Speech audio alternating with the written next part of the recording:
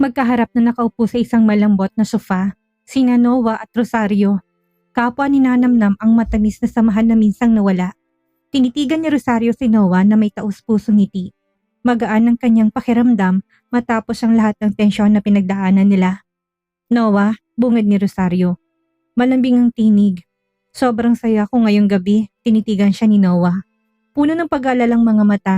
Ako rin, Rosario. Pero kailangan nating sundan ang laro ni Leticia. Ano ba talagang ibig niyang sabihin? Bakit niya ginagawa ito? Ngumiti si Rosario saka ibinaling ang tingin sa binata. Siyempre, dahil mahal ka niya, Noah. Pero ikaw lang ang mahal ko, Rosario. Ngumiti si Rosario. Noah, gusto ko pang magkaroon tayo ng mas maraming oras na ganito. Mas maraming sandali. Katulad nung una tayong naging mag-asawa. Katulad ng dati, tanong ni Noah. Nagtataka, humarap si Rosario tinignan ng mga matang sabik ni Noah. Oo, Noah, gusto ko na mas palagi kang nasa tabi ko. Sa pagkakataong ito, gusto kong maramdaman natin ng bawat sandali, sa saya man o sa lungkot. Sandaling natahimik si Noah, waring nag-iisip. Ako gusto ko rin yan, Rosario, pinagsisihan ko na hindi ako nakasama ng mabuntis ka kay Connor. Pero nang magkaroon pa tayo ng isa pang anak, gusto ko na riyan ako sa bawat hakbang. Nagulat si Rosario sa mga salitang yon. Seryoso ka ba? Oo, matatag na sagot ni Noah. Gusto ko pa na mas maraming masasayang alaala kasama ka, higit pa sa nakaraan. Kung maaari, gusto kong magkaroon tayo ng isa pang anak. Isipin mo, may ibabalik kong mga sandaling hindi ko naranasan noon. Napaluha si Rosario habang nakatitig kay Noah. Gusto ko rin yan, pero hinawakan ni Noah ang kamay ni Rosario at banayad na pinisil. Ano man ang mangyari, sabay nating haharapin. Lagi ako nariyan para sa'yo, Rosario. Pangako. Dahan-dahang tumango si Rosario, puno ng emosyon ng puso. Gusto ko rin tayong sabay sa lahat. Pero may isang bagay pa akong iniintindi. Hinaplos ni Noah ang pisngi niya. Ano yon? Ang kumpanya ko, may ingat na sagot ni Rosario. Malaki ang problema, stock hawking. Maling paggamit ng pondo, parang nasa bingit na ako. Humugot ng malalim na hininga si Noah. Seryosong muka. Alam kong malakas ka, Rosario, pero kung kailangan mo ng tulong, nandito ako. Tutulungan kitang alamin kung sino may kagagawa nito. Tumingin si Rosario kay Noah, tila gumaan ang bigat na pasan niya. Hindi mo kailangang gawin ito, Noah. Problema to ng kumpanya ko. Pero magkasama na tayo, Rosario. Matibay na tugon ni Noah. Ano man ang mangyari, sabay nating haharapin, tama? Uminit ang puso ni Rosario. May kasamang ginhawa sa kanyang dibdib. Salamat, Noah. Hindi ko alam kung anong mangyayari pero masaya ako na nandito ka. Ngumiti si Noah at marahang tinapik ang kamay ni Rosario. Makakahanap tayo ng paraan. Huwag kang mag-alala. Yumakap si Rosario kay Noah. Mas naramdaman niyang handa na siyang harapin ang darating na hamon. Kasama si Noah sa kanyang tabi, nagising si Rosario kinabukasan na may ngiti sa labi. Ninanamnam ang ginhawa ng umaga sa kanyang tabi, mahimbing pa rin natutulog si Noah, tila walang kamalay-malay sa paglipas ng oras. Inangat niya ang kumot at tinakip sa kanilang dalawa. Upang manatiling mainit si Noah kahit na malamig ng simoy ng umaga, may ingat niyang inangat ang kamay at hinaplos ang pisngi ng asawa. Gising ka na, baby, mahinang bulong niya. Ngunit nanatiling tulog si Noah, lalong lumapad ang ngiti niya at nilapit ang muka sa kamarahang hinalikan ng pisngi ni Noah. Bigla namang kumilos ng bahagya si Noah. Nakapikit pa rin ngunit nakangiti ang labi. Dito mo ako halikan, asawa ko, paus na wika niya. Naghihintay ng halik sa labi. Napatawa siya, natatawa sa pakiusap ng asawang hindi pa tuluyang gising. Palagi kang gusto ng halik tuwing umaga, biro ni Rosario. Ngunit hindi kagad binigay ang hinihiling nitong halik. Dahan-dahang minulat ni Noah ang mga mata, kalahating gising pa rin saka nagbiro. Oo, para magsimulang araw sa pagmamahal, hindi ba? Umiling si Rosario na may ngiti, ngunit hindi napigilang matawa ng kaunti. Hindi ka talaga nagbabago, sabi niya sabay kurot ng marahan sa pisngi ni Noah. Teka, tinawag mo kong asawa ko ha? Ibig sabihin, bumalik na talaga tayo sa dati? Tanong ni Noah. Ngayon ay mas seryoso kahit kalahati pa rin nakapikit ang mga mata. Sandaling natahimik si Rosario tinitigan si Noah na may lambing. Magkasama na ulit tayo, hindi ba? Tulad na napag-usapan natin. Dahan-dahang tumango si Noah, nakaramdam na matinding init ng kalooban. Walang pag-aalinlangan niyang hinila si Rosario palapit. Kung ganon, pwede na akong humingin ng halik sa labi. Sabi niya nang may panunukso, ngunit natawa lang si Rosario. Huwag mo isipin na palagi kang makakasingil ng ganyan, sagot niya. Sabay kurot sa tenga ni Noah. Aray, ikaw talaga, natatawang reklamo ni Noah. Kahit na alam niya nagbibiro lang ang asawa, patuloy ang ngiti ni Rosario ngunit bagyang nangilid ang kanyang mga mata. Bumangon ka na muna, saka na tayo maghalikan. Kapag hindi ka pa gumising, aalis na ako. Sabi niya sabay tayo at kunwari nga alis. Kuy, sandali, mabilis siyang hinila ni Noah. Paano ko hayaang umalis ka nang wala pang halik sa umaga? Kung ganon, halikan mo muna ako bago ka umalis. Pakiusap niya na may seryosong muka. Kahit na may ngiti pa rin sa labi, natawa si Rosario sa huli sumuko. Lumapit at mabilis na hinalikan si Noah sa labi. Kontento ka na ba? Tanong niya na may pilong ngiti. Kontentong-kontento, sagot ni Noah habang binabalik ang halik. Saka umupo ng tuwid sa kama at hinarap si Rosario. Pero kailangan ko pa na mas marami para may lakas ako buong araw, dagdag pa niya. Puno ng biro, umiling si Rosario ngunit nama pa rin ang init ng kanilang samahan. Ang manyak mo talaga, biro niya habang naglalakad palabas ng kwarto. Ngunit kagad na muling hinila ni Noah ang kamay ni Rosario. Sa kanya niyakap. Manyak lang ako sa'yo, Rosario. Napuno ng hindi maipaliwanag na saya ang puso ni Rosario. At gusto ko rin yan, Noah. Gusto ko kapag ganyan ka. Malambing ang sagot, nakangiting nagbalik ng yakap. Sa harap ng opisina, humintong sasakyan ni Noah at lumingon siya kay Rosario. Nandito na tayo, mahal. Hinihintay ko pang kumpirmasyon mo tungkol sa problema ng kumpanya. Ani Noah na may ngiti. Tumango si Rosario, ngunit imbis na bumaba agad, tinitigan niya si Noah nang may mapang-akit na mga mata. Sandali lang, may hindi pa ako naibibigay sa'yo. Kumunot ang noon ni Noah, litong-lito. Ano? Hindi na sumagot si Rosario. Agad niyang hinilang mukha ni Noah at hinalikan ito sa labi. Nalaki ang mga mata ni Noah, nagulat si bigla ang kilos ng kanyang asawa. Ilan sa mga empleyadong bagong dating sa opisina ang nakakita sa eksena at nagsimulang magbulungan. Naku, mas nagiging romantiko na talagang CEO natin ngayon. Ang gwapo ng asawa niya, bagay na bagay sila. Grabe, nainggit ako. Kailan kaya ako magkakaroon ng ganyang relasyon?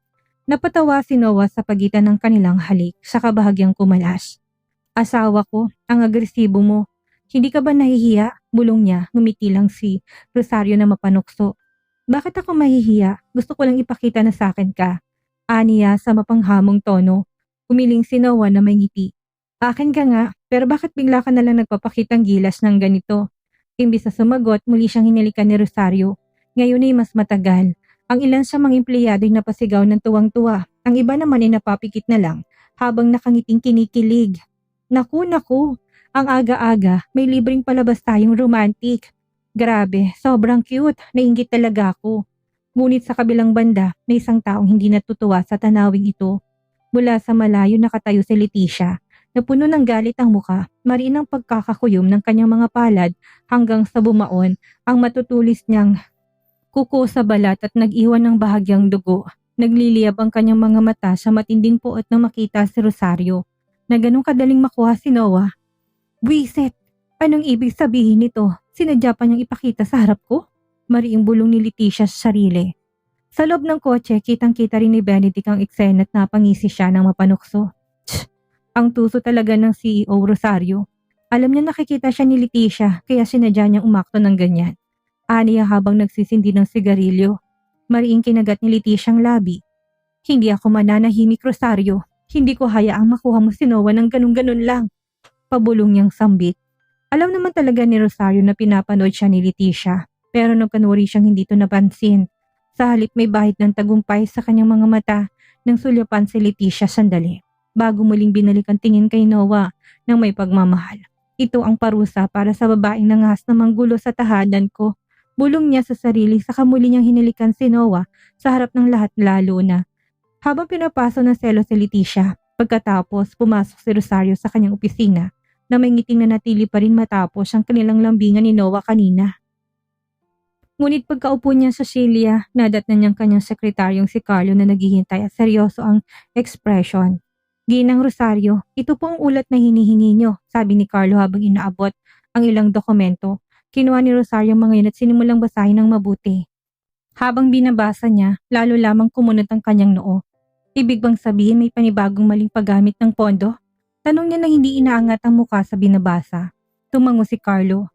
Opo, Ginang, matapos kong siyasatin pa, may natagpo ang iligal na pagdaloy ng pondo papunta sa isang account na walang kinalaman sa project ng kumpanya. At matapos kong tuklasin ng mas malalim, lumitaw ang pangalan ni Thompson sa transaksyong ito. Mariing sanira ni Rosario ang file na may malakas na tunog, nalilisik ang kanyang mga mata. Thompson, ang punong opisyal ng pananalapi natin, muling tumango si Carlo. Tama po, Ginang. Sa palagi ko, sangkot din siya sa nangyaring stock hack kahapon. Hindi na ito simpleng bagay lang. Kapag hindi tayo kaagad kumilos, mas malaki pang mawawala sa kumpanya. Napaisip si Rosario, mariing tumutok ang mga daliri niya sa mesa. Hindi niya inasahan na may pagtataksil mula mismo sa loob ng kanyang grupo. Kailangan nating kumilos bago pa niya malaman na alam na natin ang lahat. Wika ni Rosario sa huli. Ano po ang unang hakbang na dapat nating gawin, Ginang? Tanong ni Carlo. Matigas ang titig ni Rosario sa kanyang sekretaryo. Huwag mong ipapahalata. Bantay mo lahat ng kilos niya. Mag-ipon ng mas matibay na ebidensya. Ayaw kong gumawa ng padalos-dalos na desisyon ng walang konkretong pruweba. Pero kung mahuli tayo, baka makatakas siya dala ang pera ng kumpanya. Nag-aalalang tugon ni Carlo. Napabuntong hininga si Rosario. Alam niyang napakalaki ng panganib. Hihingin kong tulong ni Noah. May mga koneksyon siya na makakatulong para mapabilis ito. Bahagyang nagulat si Carlo, ngunit kagad ding tumango. Sige po, Ginang, babantayan ko si Thompson. Matapos lumabas si Carlo, kinuha ni Rosario ang kanyang cellphone at kagad nang tinawagan si Noah. Mahal, narinig niya ang boses ni Noah sa kabilang linya. Abala ka ba? Lagi ako may oras para sa asawa ko, biro ni Noah. Bahagyang ngumiti si Rosario, ngunit nanatiling seryosong tono niya. Kailangan ko ng tulong mo. Mula sa pagiging mapagbiro, biglang tumindi ang tono ni Noah. Ano nangyari? May problema ba? Maikling piniliwanag ni Rosario tungkol sa maling paggamit ng pondo at pagkakasangkot ni Thompson. Napahinga ng malalim si Noah. Papaimbestigahan ko ito sa mga tao ko. Kapag totoong may kasalanan si Thompson, hindi siya makakatakas sa pananagutan. Bahagyang gumaan ang loob ni Rosario. Salamat, mahal. Huwag kang mag-alala, haharapin natin ito ng magkasama. Pagkababa ng telepono, napasandal si Rosario sa kanyang silya. Alam niyang hindi pa tapos ang laban. Ngunit kahit paano, nakaramdam siya ng gaan dahil hindi na siya nag-iisa sa pagharap sa lahat ng ito. Sa isang eksklusibong cafe, nakaupo si Benedict na madilim ang muka. Panay ang tingin niya sa relo. Hinihintay si Leticia na sa wakas ay dumating din na may mapagmataas na anyo.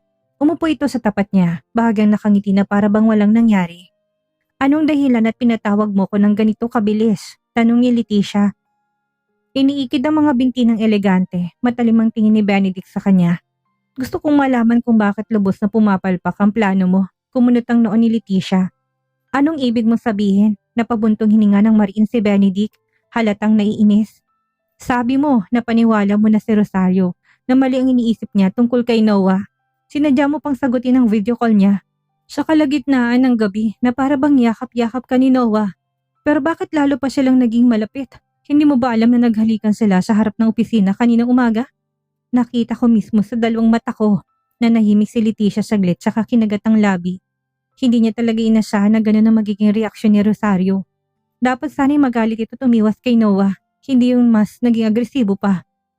Hindi ko rin maintindihan, bulong ni Leticia saka napabuntong hininga ng malalim. Pero hindi ako susuko. Hahanap ako ng ibang paraan para paghiwalayin sila. Madali lang ulit tumika ng mga maling akala. Pinagmasdan siya ni Benedict na may pagdududa. Sana lang hindi ka na pumalpak ulit. Gumisi si Leticia. Relax ka lang. Sisiguraduhin kong kamumuhian na talaga ni Rosario si Noah ngayon. Tumango si Benedict. Bahagyang nakahinga ng maluwag. Kung mapaghihiwalay ni Leticia sina Noah at Rosario, magkakaroon siya ng pagkakataong muli na makalapit kay Rosario. Samantalang sa kabilang dako, nakaupo si Noah sa kanyang opisina kasamang ilan sa kanyang pinagkakatiwalaan. Nangalap na sila ng maraming impormasyon ukol sa maling paggamit ng pondo sa kumpanya ni Rosario. Isang lalaking nakaitim na Amerikanong nakaupo sa tapat ni Noah. Inabot ang ilang dokumento, sinuri na namin ng mas malalim. At tamang hinala ni Ginang Rosario, totoong sangkot si Thompson sa maling paggamit ng pondo ng kumpanya. Maingat na binasa ni Noah ang ulat. Naningkit ang kanyang mga mata nang makitang ilang kahina-hinalang transaksyon na pumasok sa account ni Thompson. Hindi lang yun, dagdag pa ng lalaki. Nakipagsabuatan din siya sa mga tao sa labas.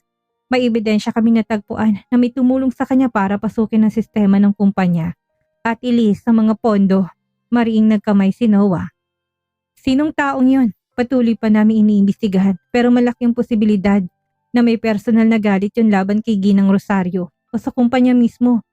Nanahimik si Noah, mabilis na sumagi sa isip niya si Benedict. Napakadalas itong lumapit kay Rosario at labis kong magpakitang tao. Gusto ko ng mas konkretong ebidensya, wika ni Noah sa huli. Bantayan yung bawat galaw ni Thompson. Ayokong kumilos ng padalos-dalos bago tayo makakuha ng sapat na pruweba para pabagsakin siya. Tumangon lalaki. Opo, Ginoo. Pagkaalis ng kanyang mga tauhan, napasandal si Noah sa silya at napabuntong hininga ng malalim. Kailangan niyang ipaalam ito kay Rosario. Kinahapunan nagtungo si Noah sa opisina ni Rosario. Diretso siyang pumasok sa silid ng CEO na hindi dumaan sa tamang proseso. Dahilan para bulungan siya ng ilang empleyadong puno ng kuryosidad. Nagulat si Rosario na abala sa trabaho nang bigla na lang pumasok si Noah. Hindi ka ba marunong kumatok? Saway niya, kalahating birong tono.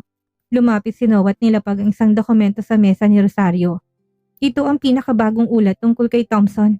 Tumaas ang kilay ni Rosario, saka kinuha ang file. Lalaki ang kanyang mga mata habang binabasa ang laman nito. Ibig sabihin talagang sangkot siya, bulong niya na may galit. Tumangot si Noah at pinaghihinalaan kung hindi siya nag-iisa. Mariing sinara ni Rosario ang dokumento. Kailangan ko siyang harapin. Makalipas ang ilang sandali, pinatawag ni Thompson sa silid ng CEO. Pumasok siya ng may relax na anyo, para bang walang nangyayari. Pinatawag niya raw ako, Ginang.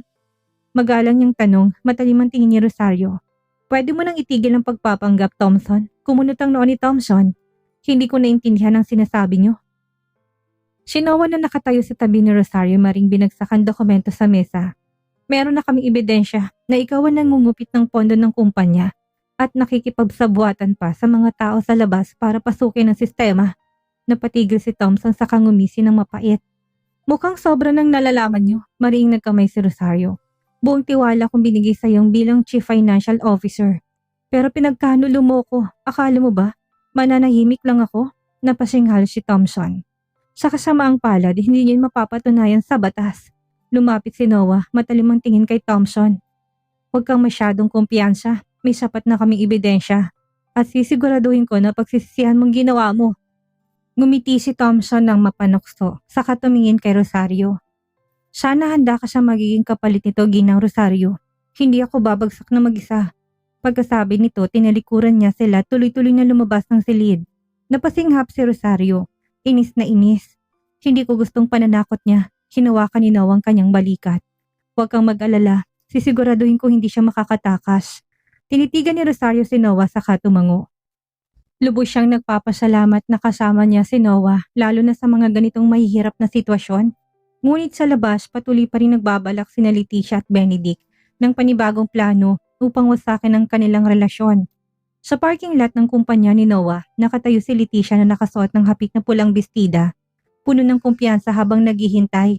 Kumislap ang kanyang mga mata nang makita si Noah na bumaba mula sa kotse. Nakasuot ng maayos ng Amerikana. Hindi nagaksaya ng oras si Leticia. Agad siyang lumapit at may matamis na ngiti sa labi. Noah, bati niya ng malambing. Habang sinasarang pinto ng sasakyan, sinilapan lang siya ni Noah. Ano yon? Malamig ang tinig niya. Umiling si Leticia sabay hagod sa buhok na parang nanunukso. Napadaan lang ako dito at naisip kong yayain ka na mag-lunch. Ano sa palagay mo? Maaari tayong mag-usap at kahit paano'y makapagpahinga ka. Bahagyang napasinghal si Noah, tinignan siya ng malamig. Pasensya ka na, abala ko. Napatigil si Leticia, hindi inasahan ng ganong kasungitan. Sobrang abala ka ba na hindi ka makakain ng tanghalian? Sandali lang naman yon, umiling si Noah, marinang tinig. May iba na akong plano, kung wala kang mahalagang sasabihin, mauna na ako. Hindi na siya hinintay pang makasagot at naglakad na si Noah papasok sa gusali ng kumpanya. Mariing pinisil ni Leticia ang mga kamay. Nanigas ang kanyang panga sa inis. Bakit ganito si Noah? Kailan pa siya naging ganito kalamig sa akin? Napahugot siya ng hininga. Unti-unting nilalaman ng pagkadismaya. Buisit, bulong niya ng may galit. Pagpasok sa opisina, agad na naupo si Noah at hinagod ang muka. Hindi niya maunawaan kung bakit patuloy na sumusubok si Leticia na lumapit sa kanya. Maya-maya kumatok ang kanyang assistant at pumasok na lang ilang dokumento. Noah, ito na pong report na pinapakuha niyo para sa bagong proyekto. Tumango si Noah at kinuha yon. Ngunit bahagyang nakalutang pa rin ang isip niya sa inasa ni Leticia. Napabuntong hininga siya at pinilit na mag-focus sa trabaho. Sa labas nakatayo pa rin si Leticia sa parking lot, masama ang titig. Hindi ako susuko. Sisiguraduhin ko na babalik ka sa akin at pagsisisihan ni Rosario na inagaw kanya sa buhay ko. Samantalang abala naman ang kumpanya ni Rosario. Abot-abot ang lakad ng mga empleyado, may mga hawak na files at may mga staff na seryosong nag-uusap sa meeting room. Nakaupo si Rosario sa likod ng mesa, nakatutok sa report na ibinigay ni Carlo. Maya-maya pa'y kumatok sa pinto. Pasok, wika ni Rosario na hindi inaalis ang tingin sa dokumento. Bumukas ang pinto at pumasok si Benedict na may malaking ngiti. Hi Rosario, bati niya ng kaswal. Sandaling tumingin si Rosario saka muling binalik ang atensyon sa binabasa. Ano yun, Benedict? Hindi magandang oras ngayon, tumawa si Benedict. At umupo sa harap niya na parang sariling tahanan. Hindi ako pumunta rito para sa trabaho. Napabuntong nga si Rosario sa wakas ay tumingin na diretso. Kung ganon, para saan? Gusto ko tayayain sa lunch, magana sagot ni Benedict. Alam kong busy ka, pero kahit na sandali lang, kailangan mo rin namang kumain. Huwag mong pahirapan ang sarili mo. Umiling kagad si Rosario. Pasensya ka na, Benedict. Sobrang dami kong trabaho ngayon. Hindi ako makakalabas. Huminga ng malalim si Benedict at nagpakawala ng paawaing muka. Sige na, kahit na saglit lang. May alam akong bagong restaurant. Magkakakwentuhan din tayo. Gusto ko ring malaman kung kumusta ka. Pinulupot ni Rosario mga braso sa mesa at tinitigan si Benedict ng matalim. Benedict, busy talaga ako. Wala akong oras para lumabas at lalo na para sa walang saysay na usapan. Hindi pa rin sumuko si Benedict. Kung ganun, pwede ba akong umorder ng pagkain at dito na lang tayo kumain? Umiling muli si Rosario. May sarili na akong plano at wala akong balak na kumain kasama ka. Nanahimik si Benedict, unti-unting nawalang ngiti. Rosario, galit ka pa rin ba sa akin tungkol kay Noah? Tinaas ni Rosario ang kilay. Wala akong oras para pag-usapan yan. Kung wala ka ng ibang mahalagang sasabihin, mas mabuti nang umalis ka na. Mariing pinisil ni Benedict ang kamao sa mesa, bahagyang nanigas ang kanyang muka. Ngunit pinilit pa rin ngumiti. Sige, aalis na ako. Tumayo siya't lumabas ng walang dagdag na salita. Pagkasara ng pinto, napabuntong hininga si Rosario. Bakit pa patuloy pang lumalapit si Benedict sa akin? Akala ba niya? Tanga ako't hindi ko alam ang mga ginagawa niya sa likod ko?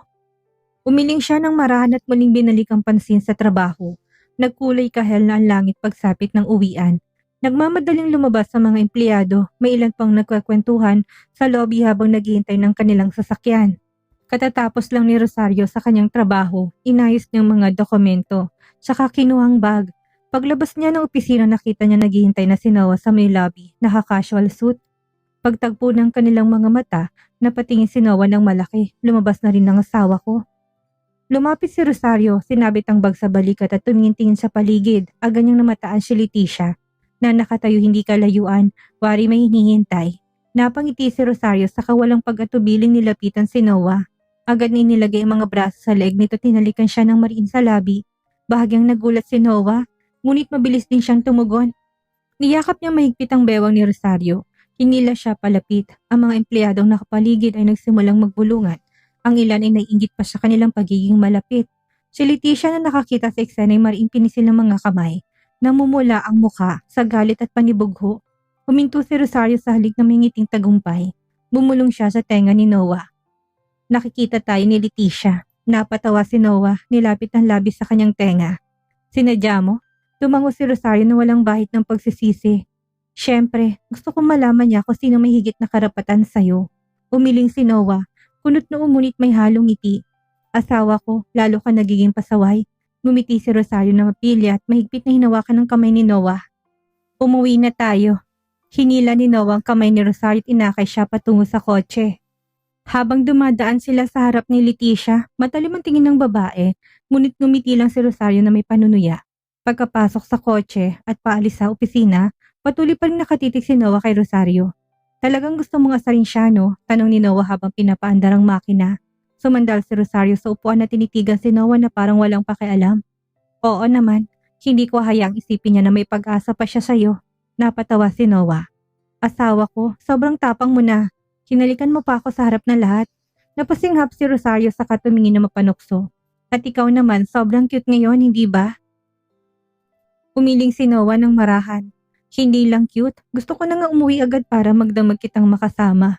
Ngumiti si Rosario na mapang-akit. Kung ganon, bilisan mo ng pagmamaneho, Mr. Noah. Hindi na naghintay pa si Noah at kagad ng pinaharurot ang sasakyan. Alam nilang mahabang gabi para sa kanilang dalawa. Pagdating nila sa mansyon, sinalubong sila ng isang kasambahay na may ngiting magiliw. Ginoo, ginang, mahigit 1 oras nang natutulog si Young Master Connor. Ulat ng kasambahay. Huminga ng maluwag si Rosario. Buti naman, siguradong pagod siya sa paaralan kanina.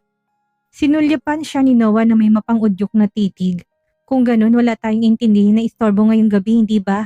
Napatingin si Rosario na may pagtataka. Anong ibig mo sabihin? Hindi na sumagot si Noah. Agad niyang binuhat si Rosario sa kanyang mga bisig.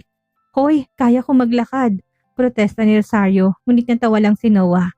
Alam ko, pero mas gusto kitang buhatin ng ganito. Sagot niya at mabilis sa tinungong kanilang silid.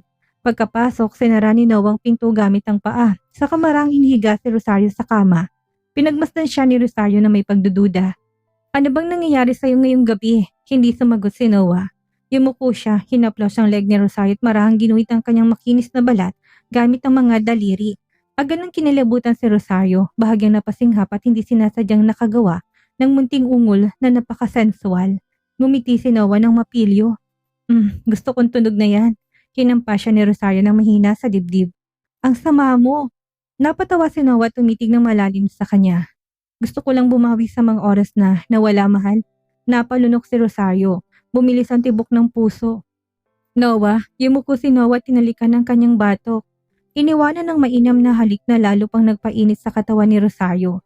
Hindi kita hayaang matulog ng maaga ngayong gabi. Bulong niya sa tenga ng asawa. Mahigpit na kumapit si Rosario sa braso ni Noah.